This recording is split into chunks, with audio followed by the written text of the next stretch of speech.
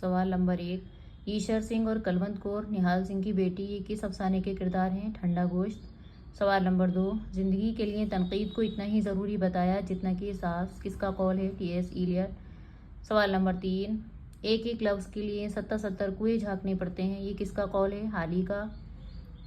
سوال نمبر 4، قصیدے کے اجزائے ترکیبی کتنے ہوتے ہیں اور کون کون سے؟